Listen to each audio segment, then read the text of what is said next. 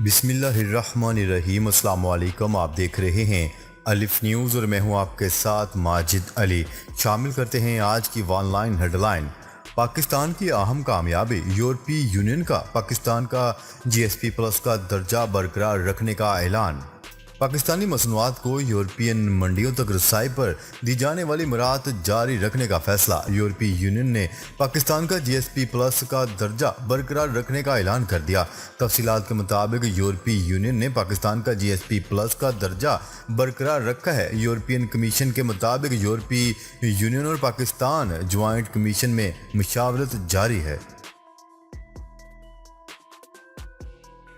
Air defence دشمن کی ہر مہم جوئی کا جواب دینے کے لیے تیار ہے۔ Army chief general Qamar Javed Bajwa کا کہنا ہے کہ ایئر ڈیفنس بارڈر پر دشمن کی ہر مہم جوئی کا جواب دینے کے لیے تیار ہے۔ آئی ایس پی آر کے مطابق army chief general Qamar Javed Bajwa نے integrated air defence battle management centre کا افتتاح کر دیا۔ اس موقع پر commander army air defence lieutenant general Hamood Uzzaman Khan نے ایئر ڈیفنس بیٹل مینجمنٹ اور سینٹر کے امور سے متعلق بریفنگ دی۔ Army chief general Qamar Javed Bajwa نے ایئر ڈیفنس کی کارکردگی اور کردار کو سراہتے ہوئے کہا ہے کہ چند سالوں میں آرمی ایئر ڈیفنس نے نمایاں کارکردگی کا مظاہرہ کیا۔ ایئر ڈیفنس بارڈر پر دشمن کی ہر مہم جوئی کا جواب دینے کے لیے تیار ہے۔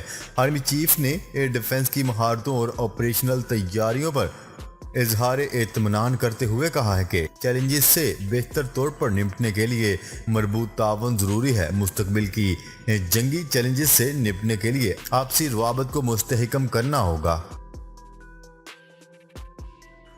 بھارتی وزیر اعظم نریندر مودی 3 روزہ دورے پر امریکہ روانہ۔ بھارتی وزیر اعظم کا کہنا ہے کہ ان کا دورہ امریکہ کے ساتھ جامع عالمی اسٹریٹجک شراکت داری کو مضبوط بنانے، اسٹریٹجک شراکت داروں جاپان اور آسٹریلیا کے ساتھ تعلقات کو مستحکم کرنے اور اہم عالمی مسائل پر تعاون کو آگے بڑھانے کا موقع ہے۔ بھارتی وزیر اعظم نریندر مودی نے سوشل میڈیا پر جاری اپنے بیان میں کہا ہے کہ وہ امریکی صدر جو بائیڈن کی دعوت پر امریکہ کا دورہ کر رہے ہیں۔ نائب امریکی صدر کیملا ہیرس سے ملاقات میں عالمی امور اور دو طرفہ تعاون پر بھی بات چیت کی جائے گی۔ انہوں نے کہا ہے کہ دورہ امریکہ کے دوران امریکی صدر آسٹریلیا اور جاپانی وزیر اعظم کے ساتھ کوآڈ اجلاس میں شرکت کریں گے۔ ترک صدر رجب طیب اردوان کا مسئلہ کشمیر پر دبنگ بیان۔ ترک صدر رجب طیب اردوان کا کہنا ہے کہ مسئلہ کشمیر کو اقوام متحدہ کی قراردادوں کے مطابق حل کیا جائے۔ غیر ملکی خبرساں ادارے کی رپورٹ کے مطابق ترک صدر رجب طیب اردوان نے اقوام متحدہ کی جنرل اسمبلی سے خطاب کرتے ہوئے کہا ہے کہ 74 برسوں سے کشمیری حق خود ارادیت کے منتظر ہے۔ کشمیری ایک سلگتا ہوا تنازع ہے اور یہ جنوبی ایشیا میں استحکام اور امن کا ضامن بھی ہے۔ اقوام متحدہ کی جنرل اسمبلی کے 76ویں سیشن سے 193 اراکین سے خطاب کرتے ہوئے ترک صدر رجب طیب اردوان کا کہنا تھا کہ بھارت نے کشمیر کی خصوصی حیثیت ختم کر کے اس مسئلے کو مزید پیچیدہ کر دیا۔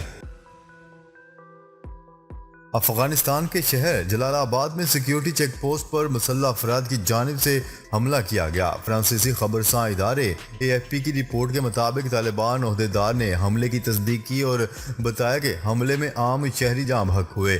یعنی شاہد اور سیکیورٹی ذرائع نے اے ایف پی کو بتایا ہے کہ حملے میں جاں بحق ہونے والوں میں 2 طالبان جنگجو بھی شامل ہیں۔ انہوں نے مزید بتایا ہے کہ رکشہ سوار مسلح افراد نے چیک پوسٹ کو نشانہ بنایا۔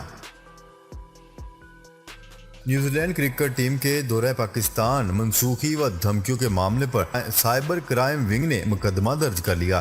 F I A cyber crime wing اسلام آباد نے نیوزی لینڈ کرکٹ ٹیم کی پاکستان میں موجودگی کے دوران ملنے والی دھمکیوں کے معاملے پر مقدمہ درج کر لیا۔ مقدمہ سائبر ونگ اسلام آباد کے سب انسپکٹر محمد وسیم کی مدیت میں درج کیا گیا۔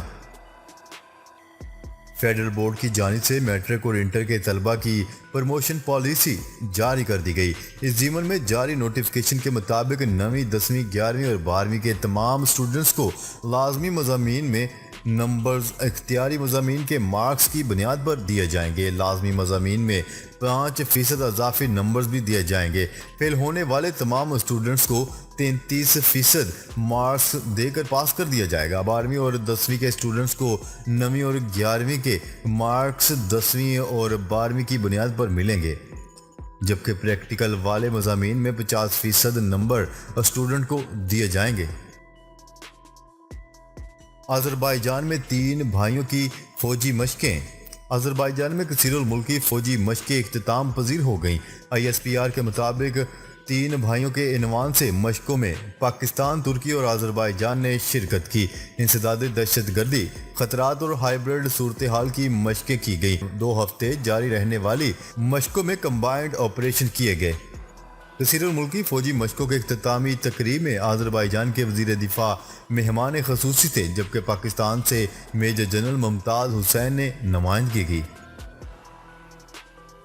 وزیر اعظم عمران خان نے قومی T20 ورلڈ کپ اسکواڈ کو بے خوف و خطر ہو کر ورلڈ کپ کھیلنے کا مشورہ دے دیا۔ نیوز رپورٹ کے مطابق وزیر اعظم عمران خان سے قومی T20 ورلڈ کپ اسکواڈ نے ملاقات کی، جس میں عمران خان نے کھلاڑیوں کو T20 ورلڈ کپ سے متعلق قیمتی مشورے دیے۔